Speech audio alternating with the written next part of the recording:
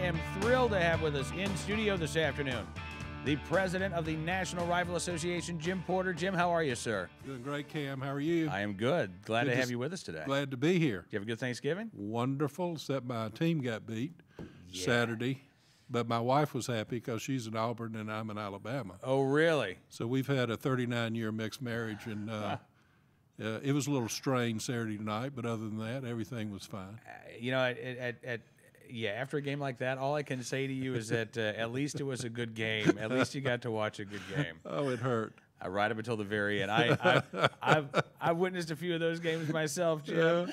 Listen, you know, one of the things that we're paying attention to, and it is no game. I mean, we're talking about our rights at stake here. The gun control fight in Washington, D.C., and Vice President Biden saying this week that the White House making a new push for gun control, touting 23 executive orders issued by President Barack Obama. And, you know, we've seen some signals, Jim, that the White House is kind of changing its focus. Vice President Biden, we've been told, not involved in the weekly gun control meetings, that a lot of the attention is being put now at the state level instead of Congress. But, I mean, it seems to me that anywhere they can get a win, they're going to try to get one. Well, of course they are, but they're changing. They're doing everything they can to get the focus off of the total failures of this presidency and his administration, and they're picking on an easy whipping boy, and that's gun control. And they still don't get it, Cam, that the overwhelming majority of the people in this country have no interest in any more gun laws. But it's just an absolute diversion. It's a sideshow. It's a dog and pony show that he's putting on merely to try to get the focus off of the failures of their administration. You know, and to that end, CNN has a new poll out today. 49% of Americans, they say, want more gun control. 50% say they don't. They say the number of strong gun control supporters is down. And has reached parity with strong supporters of the Second Amendment, which I think goes right to what you're saying here, that the American people... Well, I mean, first of all, you have to look at the source of the poll, CNN. So even when they admit that the majority of people support gun control is falling, it goes to show you that clearly where you have more firearms, ownership is up, the training is up, the interest in hunting and the outdoors is up, and crime in those areas where you have more gun ownership is plummeting. What this administration needs to do is to stop punishing the law-abiding citizens in this country and start punishing the criminals, the people who are perpetrating the crimes. You know, on the issue of the UFA that just passed by voice vote out of the House, even there we see Senator Schumer say, well, this straight, you know, reauthorization, this isn't enough. We want to add more to it, even if it means that the UFA were to expire. It seems that you've got people who are, including Senator Schumer, who are so desperate to say, look, we have a win on gun control. Well, again, the UFA, the Schumer's amendment that he was proposing, is not a reauthorization of that act. Right. What it is, it's another bait and switch, and it's gonna have a lot of onerous control measures in it, dealing with firearms issues that are not even related to the act itself. And again, what we continuously have had since 1968 is a program of bait and switch on most of the people in this country want to be safe, and they're told by their president that these laws will make them safer. The fact of the matter is that they will not make them safer.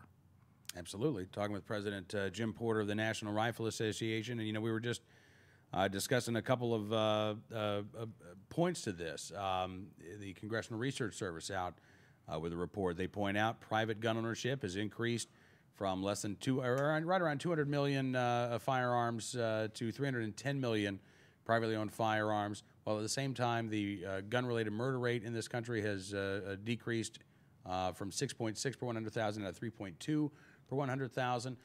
more guns, in other words, is not leading to more crime. As a matter of fact, as more guns are in privately owned hands, our gun rate, our crime rate is dropping to historically low levels. And it is very simple.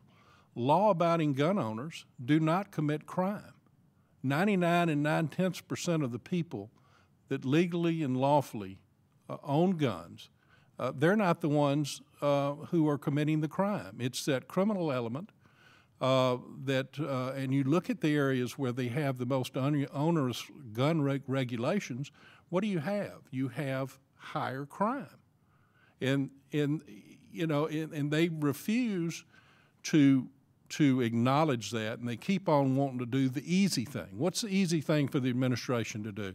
And that is pick on lawful gun owners. Because gun owners, we obey the laws, but they don't want to do the one thing that we know will solve the problem about crime, and that's getting the criminal off the street and putting them in jail. And you look at Chicago, you look at Washington, D.C., you look at New York City, and the federal government refuses to prosecute these gun crime perpetrators. Absolutely.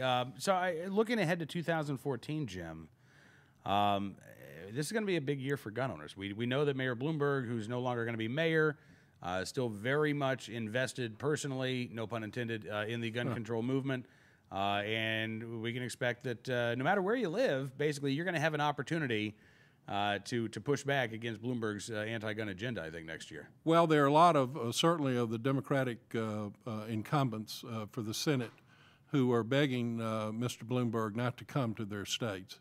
As it showed in Virginia and these other races, as it showed in Colorado, where he gets involved, it's absolute poison for those incumbents to run. They've asked him to stay out.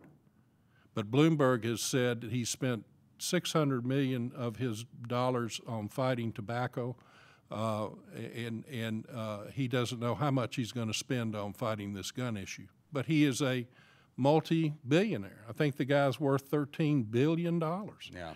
And, of course, they fund all of these anti-gun groups, like Bloomberg's group and these others.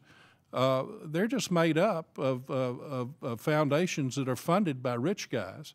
They don't have the votes. They don't have the support of the public. And you can see, people talk about the NRA that,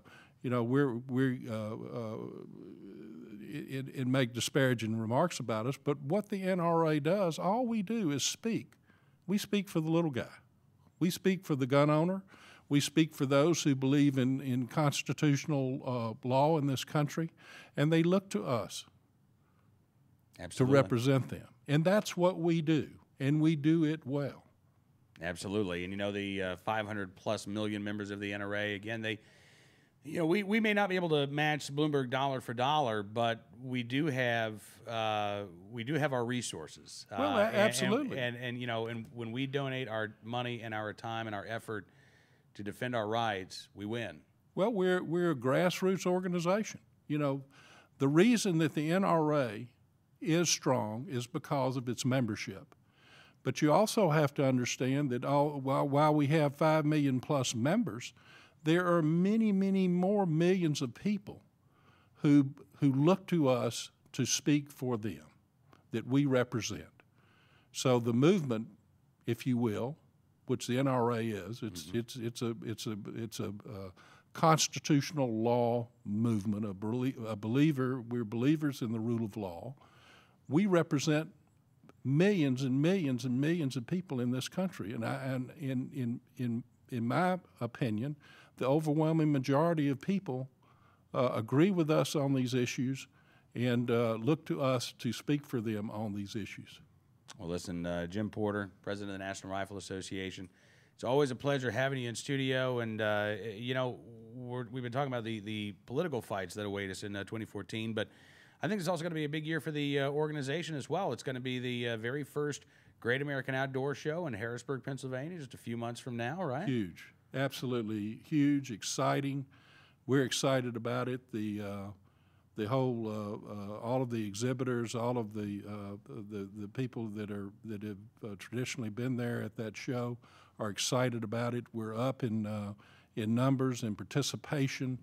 It's just going to be a lot of fun, and it's going to be something that I would urge everyone who's interested in the outdoors, and particularly firearms and hunting, to go there. But there'll be hundreds of thousands of people that will go through that show.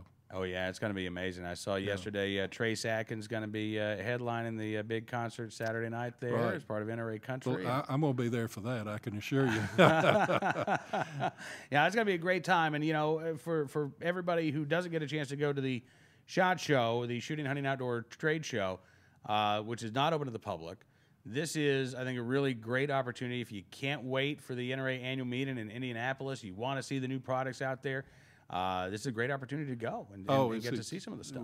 We're just very, very excited about it. Kyle Weaver and his folks have done an exceptional job. I can assure anyone that goes that they'll not be disappointed. Absolutely. They'll have a great time. Absolutely. Well, listen, again, appreciate you coming on the program. You're going to be joining us on Sportsman Channel as well, coming up in a few minutes, right? Absolutely. All right. Glad to have you once again in studio. NRA President Jim Porter, thank you, sir. And we'll talk again here in just a few minutes, as a matter of fact. Thank you, Cam.